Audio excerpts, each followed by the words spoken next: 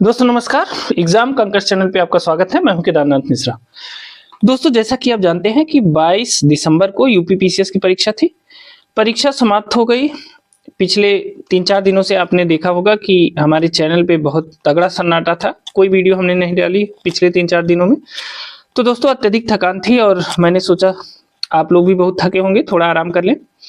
साथ ही कल शाम को जो है उत्तर प्रदेश लोक सेवा आयोग द्वारा आंसर की भी जारी की गई यूपीपीसीएस प्री परीक्षा की, और आशा के अनुरूप ही लोक सेवा आयोग ने काम किया। और इस बार भी 12 से 14 प्रश्नों के प्रश्न ही गलत हैं और उनके उत्तर भी गलत हैं। ठीक है ना। तो हर बार की तरह फिर भी वही कहानी दोहरा दी लोक सेवा आयोग ने।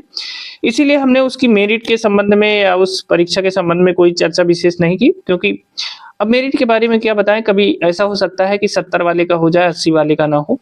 ठीक है, 72 वाले का हो जाए, 85 वाले का ना हो, क्योंकि 12 से 14 प्रश्नों की जो गलतियां हैं वो बहुत बड़ा अंतर है। ठीक है। बहरहाल दोस्तों, आज हम लोग चर्चा करने चल रहे हैं Uttar Pradesh higher education service की जो परीक्षा होने वाली है असिस्टेंट प्रोफेसर की। ठीक है।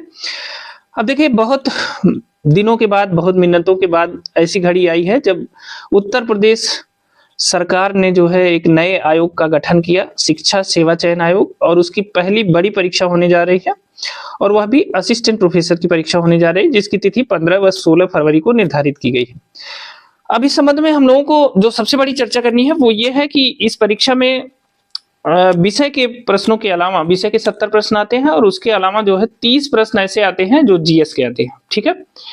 तो जो छात्र जीएस से जुड़े रहते हैं, जनरल स्टडी से जुड़े रहते हैं, या जो इसके सिवा भी कोई परीक्षा ऐसी देते हैं जो जीएस जिसमें पूछा जाता है, उनके लिए तो कोई दिक्कत नहीं होती है। लेकिन विशेषकर साहित्य वर्ग के छात्र, खासकर साहित्य ही नहीं और ऐसे छात्र जो इसमें इन परीक्षाओं में, अन्य परीक्षाओं में हिस्सा नहीं लेते जहां जीएस के प्रश्न पूछे जाए, उनके लिए इसमें बहुत दिक्कत होती है।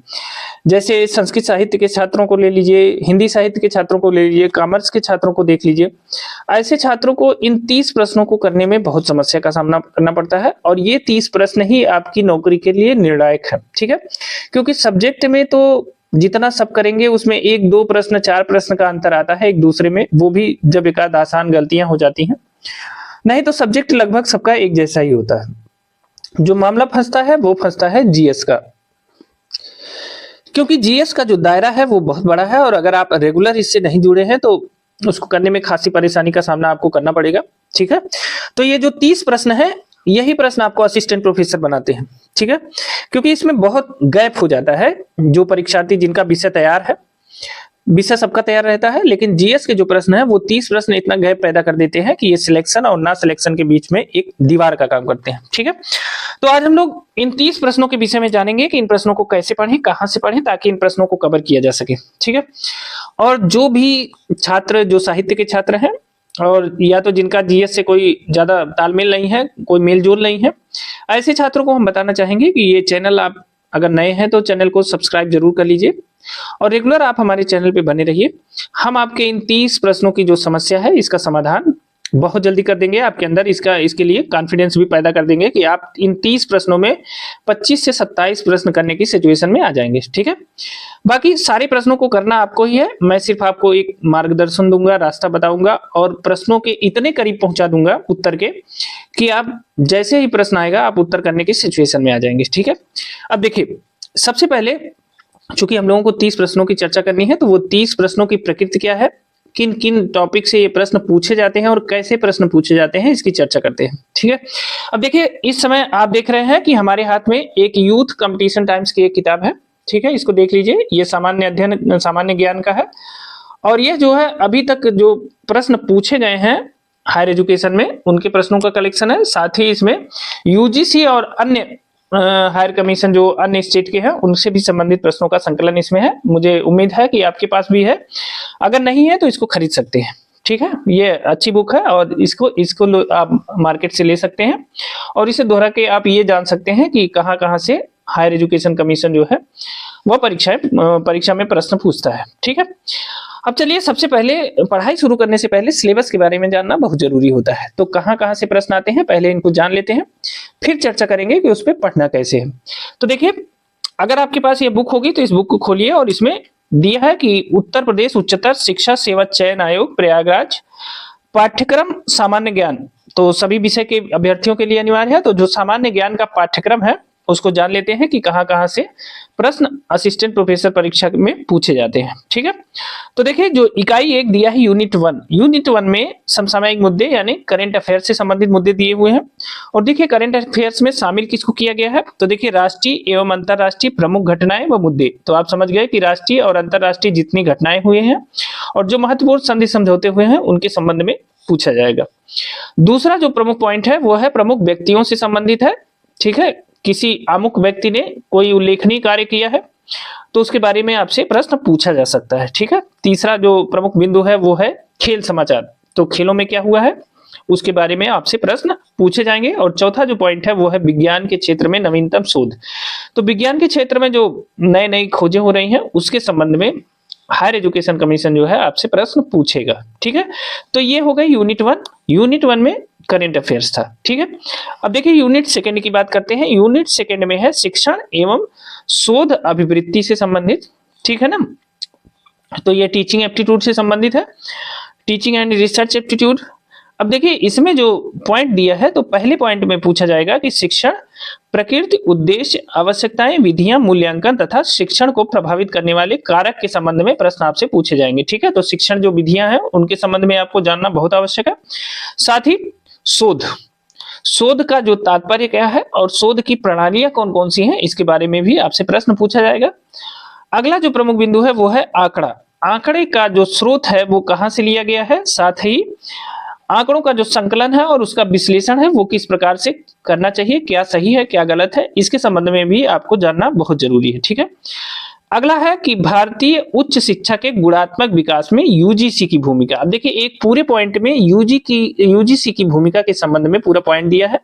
तो इसमें हम यूजीसी के बारे में वो मतलब उसकी स्थापना से लेकर के आज तक के क्रियाकलापों के बारे में जरूर अध्ययन करेंगे। ठीक है, और यहाँ से प्रश्न अक्सर पूछे जाते हैं। ठीक है, कभी कभी यूजीसी किस कमेटी की सिफारिश पे बना, यूजीसी का एस्टेब्लिशमेंट कब हुआ इसके बारे में भी पूछ लेता है, यूजीसी के अध्यक्ष कौन कौन रहे इनके बारे में भी पूछ लेता है, यूजीसी के जो प्रमुख कार्य हैं उसके बारे में अक्सर प्रश्न इसमें जीएस में पूछा जाता है। ठीक है, अब चलिए ये हो गई यूनिट सेकंड। अब चर्चा करते हैं यूनिट थर्ड की। यूनिट थर्ड में है सूचना एवं संचार प्रौद्योगिकी, information and communication technology, ICT है। अब देखिए आईसीटी आप जानते हैं वर्तमान समय में आईसीटी की बहुत महत्ता है। तो इसमें देखते हैं कि क्या क्या पढ़ना रहेगा। तो इसमें जो पहला पॉइंट है वो है सूचना एवं संचार प्रौद्योगिकी का तात्पर्य, उसका लाभ एवं उसके दुष्परिणामों के बारे में आपको पढ़ना पड़ेगा। ठीक है, और जो सेकंड पॉइंट है इसका इंटरनेट एवं ईमेल का आधारभूत ज्ञान, यानी बेसिक नॉलेज इंटरनेट और ईमेल का। अब देखिए जैसे इंटरनेट का बेसिक नॉलेज क्या है, जैसे डब्ल्यू का आविष्कार किसने किया, लैन क्या है, वैन क्या है, इन सब के बारे में आपको जानना होगा। ठीक है, साथ ही ईमेल के संबंध में आपको बेसिक ज्ञान देना, ईमेल कैसे भेजा जाता है, सबसे पहला ईमेल किसने लिखा, किसने भेजा, इस संबंध में प्रश्न पूछे गए हैं। तो ईमेल के संबंध में भी आपको काफी कुछ जानना है और वहां से प्रश्न रेगुलर पूछे जाते हैं। ठीक है, साथ ही जो तीसरा पॉइंट है वो है सूचना एवं संचार संबंधी शब्द संक्षेपण एवं शब्दावली। तो आपको शब्दों का संक्षेपण, जो सूचना से संबंधित शब्द हैं, सूचना एवं संचार से संबंधित शब्द हैं, जैसे आईसीटी ही ले लीजिए, इंफॉर्मेशन एंड कम्युनिकेशन टेक्नोलॉजी। जैसे सीपीयू का फुल फॉर्म पूछ लेगा, एएलयू का फुल फॉर्म पूछ लेगा, अक्सर परीक्षाओं में पूछता रहा है। ठीक है, तो इनके संबंध में आपको जानना है। ये हो गई हमारी तीसरी यूनिट।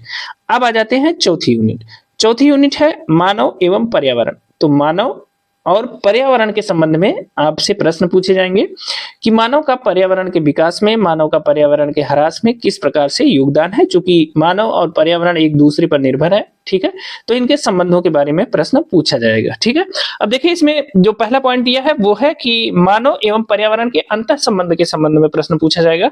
दूसरा पॉइंट है पर्यावरणीय क्षरण। अब देखिए पर्यावरणीय क्षरण में क्या है, पर्यावरणीय क्षरण के कारण और निवारण के संबंध में प्रश्न पूछे जाएंगे। ठीक है, इसके बारे में जानिएगा।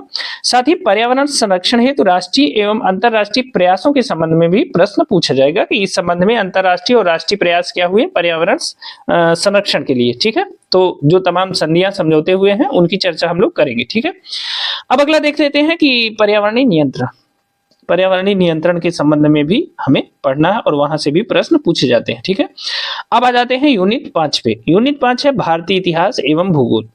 अब देखिए भारतीय इतिहास एवं भूगोल, अगर केवल इतना ही किसी यूनिट के नाम में रख दिया जाए तो भारतीय इतिहास एवं भूगोल एक बहुत बड़ा टॉपिक हो जाएगा और आप सब्जेक्ट पे ना फोकस करके जीएस पे इतना आपको फोकस करना पड़ जाएगा कि आपका सब्जेक्ट कमजोर पड़ जाएगा। ठीक है, तो यहां समझदारी की बात यह है कि जो पूर्व के प्रश्न पत्र आए हुए हैं उनसे कुछ सीख लेते हुए केवल महत्वपूर्ण बिंदुओं को, इंपॉर्टेंट टॉपिक को ही हम लोग पढ़ेंगे। ठीक है, जहां से प्रश्न अक्सर पूछे जाते हैं और अभी तक जो प्रश्न पूछे गए हैं उसका एक्सपीरियंस अपने पास है, उसको देख लेंगे। ठीक है, तो देखिए भारतीय इतिहास में कहा गया है कि भारतीय संस्कृति की प्रमुख विशेषताओं के बारे में पूछा जाएगा। साथ ही भारतीय राष्ट्रीय आंदोलन 1857 से 1950, 100 वर्ष का ये भी इतिहास आपको देखना है। साथ ही जहां तक भूगोल की बात है तो भूगोल में जो है ब्रह्मांड की उत्पत्ति एवं सौरमंडल के बारे में पूछा जाएगा। साथ ही भारत का सामान्य भूगोल के बारे में भी पूछा जाएगा। ठीक है, तो आप इसे याद रखिएगा, बहुत इंपॉर्टेंट पॉइंट है, टॉपिक है और यहाँ से प्रश्न हर बार पूछे जाते हैं। अब आ जाते हैं छठवीं और लास्ट यूनिट पे। ये जो लास्ट यूनिट है यह है भारतीय संविधान एवं अर्थव्यवस्था की। यहां से भी प्रश्न पूछे जाते हैं। अब देखिए जो भारतीय संविधान और अर्थव्यवस्था का टॉपिक है ये बहुत महत्वपूर्ण है, न केवल परीक्षा के लिए बल्कि आपके जीवन के लिए भी। आपको कानूनों को जानना और मौद्रिक प्रबंधन दोनों आना चाहिए, तभी जिंदगी सुचारू रूप से चलेगी। आप दोनों में तारतम्यता बैठा लेंगे तो जीवन सुखमय रहेगा। ठीक है, कानून का उल्लंघन न करिए और मुद्रा को कभी रोकिए नहीं, मुद्रा का प्रवाह जारी रखिए, फिर देखिए जीवन सुकून से चलेगा। ठीक है, तो ऐसे ही अब भारतीय संविधान के संबंध में जो प्रमुख बिंदु दिए हैं कि प्रस्तावना, मूल अधिकार एवं नीति निर्देशक सिद्धांतों के संबंध में आपको जानकारी रखनी चाहिए, इसके संबंध में प्रश्न पूछे जाएंगे। ठीक है, साथ ही भारतीय राजनीतिक व्यवस्था के बारे में प्रश्न पूछे जाएंगे जिसमें विधायिका, कार्यपालिका एवं न्यायपालिका से संबंधित प्रश्न होंगे। ठीक है, अगला देखते हैं कि देखिए निर्वाचन आयोग एवं लोक सेवा आयोग के बारे में भी प्रश्न पूछे जाएंगे, तो इसे भी याद रखिएगा, इसे भी हम लोग डीप पढ़ेंगे क्योंकि यहाँ से प्रश्न पूछे जाते हैं, लगातार पूछे जाते हैं। ठीक है, अब आ जाते हैं जो अर्थव्यवस्था वाला पोर्शन है उसके बारे में देख लेते हैं। देखिए इसमें जो अर्थव्यवस्था वाला हिस्सा है उसमें जनसंख्या, गरीबी, बेरोजगारी, योजना एवं विकास। ठीक है, अब आप देख रहे होंगे कि जनसंख्या, गरीबी, बेरोजगारी, योजना एवं विकास तथा आयकर एक हिस्सा है और इसका जो दूसरा पॉइंट है वो है कृषि, उद्योग व व्यापार और धन, मुद्रा, बैंक एवं पूंजी बाजार। अब आप सोच रहे होंगे अर्थव्यवस्था में और होता क्या है और बचा क्या है, तो कुछ नहीं बचा है, सिलेबस के हिसाब से तो पूरा हो गया है। तो लेकिन अगर आप इतना पढ़ने लगेंगे तो बताइए कि उस 30 प्रश्न के लिए आप क्या घंटे पढ़ेंगे और जो 70 प्रश्न आएगा उसके लिए आप क्या घंटे पढ़ेंगे। तो इसीलिए हम कहते हैं कि आप हमारे चैनल पे जुड़े रहिए, हम आपको इस पूरे मैटर को इतना कंपाइल कर देंगे। और देखिए एक चीज और है, आपने देखा होगा कि जो एग्जाम कांकर चैनल है यानी जो हमारा चैनल है, हम बहुत ज्यादा पढ़ा के और उसमें से सिलेबस को फंसाने का प्रयास नहीं करते हैं। हम बहुत कम मैटर दे करके बहुत बेहतर करने का प्रयास करते हैं, क्योंकि मैं खुद एक स्टूडेंट हूं और मुझे पता है कि एक छात्र के साथ कौन सी समस्या आ सकती है। ठीक है, तो मुझे पता है कि आप इतना सारा मैटर लेके परीक्षा में जाएंगे अगर जीएस का, तो आपका सब्जेक्ट कमजोर हो जाएगा। ठीक है, क्योंकि जीएस परीक्षा को पास करने के लिए बहुत आवश्यक है, इसलिए पढ़ना तो जरूरी है ही, लेकिन उतना ही पढ़ना जरूरी है जितने में परीक्षा पास हो जा सके।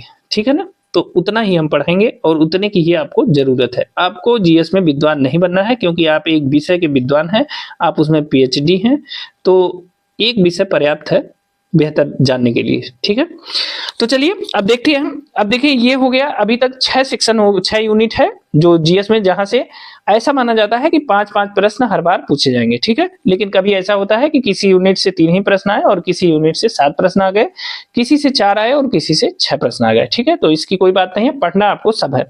अब इन सभी यूनिटों में आप एक चीज देखिए कि यूनिट, अगर आपके पास ये बुक होगी तो देखिए यूनिट 2, यूनिट 3 और यूनिट 4 यानी शिक्षण एवं शोधवृत्ति का यूनिट, सूचना एवं संचार प्रौद्योगिकी का यूनिट और मानव एवं पर्यावरण वाली जो यूनिट 4 है, ये जो 3 यूनिट है ये यूजीसी की परीक्षा के लिए भी इंपॉर्टेंट है, उसके सिलेबस की है। ठीक है, अब यूजीसी की परीक्षा में जिसको नेट और जेआरएफ देना है, ऐसे परीक्षार्थियों को ये तीनों बिंदु पढ़ने पड़ते हैं क्योंकि यह उसके सिलेबस में है। तो 3 ये जो है ये यूजीसी के सिलेबस है। अगर आपने पढ़ा है तो अच्छी बात है, क्योंकि आप जेआरएफ हैं, पीएचडी है, नेट है, तो आप इसके बारे में ठीक ठाक जानते होंगे। ठीक है, क्योंकि यही जो फर्स्ट पेपर है यही स्कोर बनाता है और यही हायर में जो शुरू के 30 प्रश्न है इन्हीं से सिलेक्शन होता है। ठीक है, बाकी चीजें तो सब करके आते हैं, सब बराबर ही रहते हैं।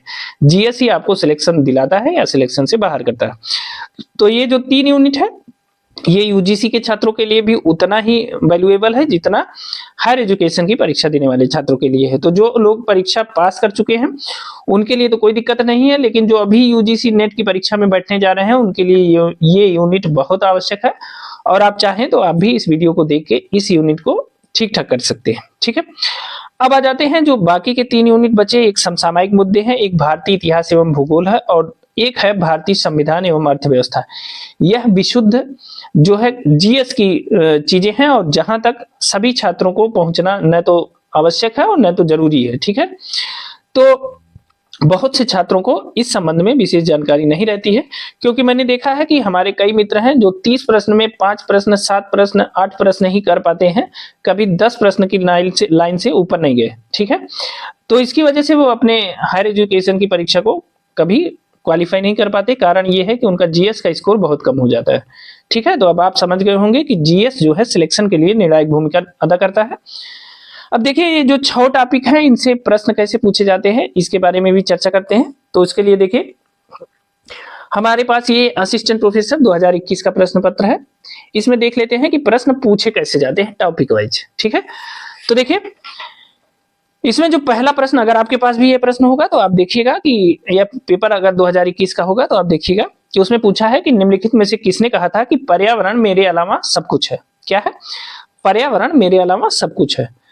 अब इस प्रश्न से क्या लगता है? देखिए, सबसे पहले इसका उत्तर जान लीजिए कि यह आइंस्टीन महोदय का कथन है कि पर्यावरण मेरे अलावा सब कुछ है। ठीक है, अब इस प्रश्न से लेकिन आप क्या समझे कि इसमें देखिए पर्यावरण के संबंध में स्टेटमेंट भी दिया जा सकता है, पेपर में पूछा जा सकता है। तो मतलब जब हम लोग पर्यावरण पढ़ेंगे तो उसके संबंध में जो महत्वपूर्ण लोगों के प्रमुख व्यक्तित्व के जो स्टेटमेंट है उनको भी पढ़ेंगे। ठीक है, अब देखिए एक प्रश्न इसी में पूछा गया है, निम्नलिखित में से कौन सा देश तांबा खनिज संसाधन से वंचित है? मतलब किस देश में तांबा नहीं पाया जाता है?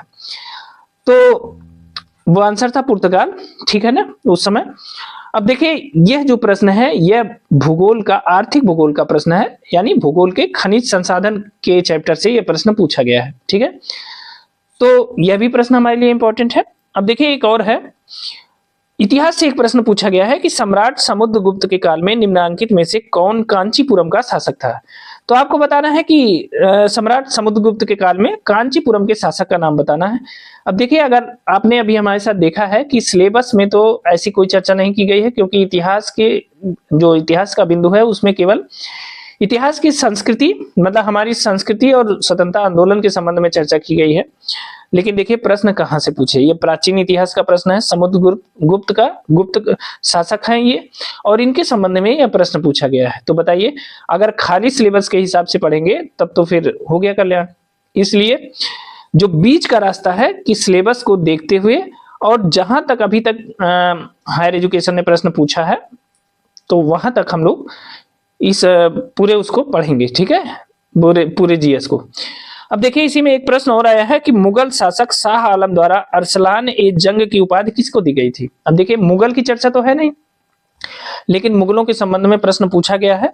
हालांकि यह जो प्रश्न है यह 1857 के स्वतंत्रता आंदोलन के जो हिस्से हैं उसमें इसे जोड़ा जा सकता है, लेकिन फिर भी बहुत दूर की बात हो जाएगी। ठीक है, यह अभी शाह आलम की बात है। और फिर अगर इतना जोड़ते हुए चलेंगे तो फिर आप जानिए कि उत्तर मुगल काल हमको पूरा पढ़ना है। ठीक है ना, तो इस हिसाब से देखिए कि जो सिलेबस है, सिलेबस में जो सिलेबस के अकॉर्डिंग जो प्रश्न पूछे गए हैं, कभी कभी उससे प्रश्न बहक भी जाते हैं। कोई जरूरी नहीं है कि उतना ही प्रश्न पूछा जाए, तो थोड़ा सा उसके आगे पीछे भी हमें देखना पड़ेगा। साथ ही अब देखिए और भी प्रश्न देख लेते हैं। देखिए संविधान के संबंध में एक प्रश्न पूछा है कि निम्नलिखित में से कौन सा एक संवैधानिक निकाय है? तो आपको कौन सा निकाय संवैधानिक निकाय है और कौन सा वैधानिक निकाय है और कौन सा अवैधानिक निकाय है, इसके बारे में भी आपको जानना होगा। ठीक है, अब देखिए करंट अफेयर्स के संबंध में भी एक प्रश्न पूछा गया है, जैसे समृद्धि एक्सप्रेसवे संबंधित है, कहां से संबंधित है? तो उस समय जो है समृद्धि एक्सप्रेसवे करंट का प्रश्न था और वह महाराष्ट्र राज्य से संबंधित था। ठीक है, तो इस प्रकार से प्रश्न आपकी परीक्षा में अभी तक पूछे गए हैं। प्रश्न बहुत अच्छे पूछे जाते हैं, लेकिन अगर आपने जीएस कभी नहीं पढ़ा है तो आपके लिए ये प्रश्न कठिन हो सकते हैं। ठीक है, तो आप हमारे साथ बने रहिए और हम आपकी इस समस्या का समाधान लेकर आए हैं। आप हमारे साथ रेगुलर वे में पढ़ते रहिए। साथ ही अगर आपके पास इस संबंध में कोई सुझाव है, हम देखिए क्या करेंगे कि अपना जो हिसाब है वो ऐसे रहेगा कि अभी तक जितना प्रश्न पूछा गया है हायर एजुकेशन कमीशन द्वारा, तो अब जो है शिक्षा सेवा चयन बोर्ड के नाम से वह हो गया है। तो अब जो है अब क्या किया जाएगा कि जितना प्रश्न अभी तक हायर एजुकेशन में पूछा गया है उसका पहले अध्ययन कर लेते हैं, और जहां जहां से प्रश्न पूछा गया है उसको हम आइडेंटिफाई कर लेते हैं, ठीक है, और उस हिस्से पे लगातार उस हिस्से को पढ़ लेते हैं, ठीक है। और आप भरोसा रखिए कि हमारी आदत बहुत ज़्यादा पढ़ा के बहुत कम क्वेश्चन उसमें से फंसाने की नहीं है, बहुत कम पढ़ा के बहुत ज़्यादा प्रश्नों को सॉल्व कराने की है, ठीक है। तो हम बहुत मैटर नहीं देंगे और आपको बहुत उलझाएंगे नहीं, बहुत ही कम चीज़ें पढ़ाएंगे, लेकिन हाँ जितनी हम पढ़ाते जाएं आप पढ़ते जाइए निश्चित रूप से, ठीक है। क्योंकि अगर आप रेगुलर एक्टिव नहीं रहेंगे तो यह समस्या हो जाएगी और बाद में जो है पेपर खराब होने पे आपको बहुत पछताना पड़ेगा, ठीक है। क्योंकि आपको पता है कि यही जो 30 प्रश्न है यही सिलेक्शन वाले प्रश्न हैं और इनको जितना आप कर ले गए उतना आप लीड ले लिए, ठीक है। तो आप हमारे साथ जुड़े रहिए, साथ ही इस वीडियो को अपने दोस्तों के साथ और अपने हृदय प्रिय मित्रों के साथ भी इसे आप शेयर कर सकते हैं, ठीक है। उन्हें भी बताइए और उन्हें भी इस चैनल से जोड़िए ताकि उन्हें भी जो 30 प्रश्न है जीएस के वह भी करने में कोई दिक्कत नहीं है, ठीक है। तो दोस्तों अब हम लोग स्टेप बाय स्टेप पहले पर्यावरण का, फिर संविधान का, अर्थव्यवस्था का, जो भी प्रश्न अभी तक पूछे गए हैं उनको पढ़ते हुए उनके साथ हम नए प्रश्नों को भी जोड़ते हुए चलेंगे और जहां आवश्यकता होगी, जिस बिंदु की जितनी व्याख्या की आवश्यकता होगी उतनी व्याख्या भी हम आपको बताएंगे। आपको जीएस का शिक्षक नहीं बनाएंगे लेकिन एक स्मार्ट जनरल स्टडी का स्टूडेंट जरूर बना देंगे, ठीक है, ताकि आप इन 30 प्रश्नों को करने में आपको कोई बाधा न आए, ठीक है। तो दोस्तों एक चीज और आपसे चर्चा करनी थी कि जैसे जो आईसीटी का जो टॉपिक है, आईसीटी का मतलब है इंफॉर्मेशन कम्युनिकेशन टेक्नोलॉजी से संबंधित जो टॉपिक है, उसके लिए हमने जो बुक चूज की है आपको पता होगा, आप जानते होंगे, ये केवीएस मदान की बुक है, ठीक है। ये आपके पास होगी भी, आप इसे ले सकते हैं और यह एक पर्याप्त आईसीटी का जो मैटर है इसमें पर्याप्त है। साथ ही उसके साथ हम घटना चक्र का कुछ मैटर ऐड करेंगे और दृष्टि पब्लिकेशन वालों ने भी उसके संबंध में कुछ अच्छा मैटर दिया है, उसको भी हम आपके लिए कंपाइल करके सारा मैटर इकट्ठा करेंगे और उसमें से जो महत्वपूर्ण प्रश्न है जो पूछे जा सकते हैं परीक्षा में उनको लेकर आपके लिए आएंगे, ठीक है। तो दोस्तों अभी के लिए इतना ही, आप जुड़े रहिए। अब लगातार आपको जो वीडियो मिलती रहे उसको मेहनत से पढ़ते रहिए और हाँ जो आपको बहुत इंपॉर्टेंट लगे उसे आप नोट भी कर सकते हैं। और दोस्तों जहां तक करंट अफेयर्स की बात है कि करंट अफेयर्स का जो दायरा है वो बहुत बड़ा है और कितना करंट अफेयर्स पढ़ा जाए, कहां तक करंट अफेयर्स पूछा जाएगा।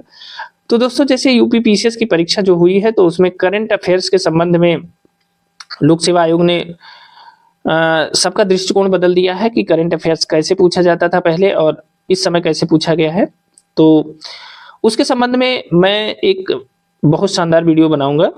करंट अफेयर्स का जो मैटर है वो आपकी परीक्षा में जितना करंट अफेयर्स पूछा जाएगा उसके लिए मैं बहुत ज़्यादा नहीं, 1-2 वीडियो ही बना दूंगा, वो पर्याप्त रहेगा, उसके बाहर नहीं जाएगा, ठीक है।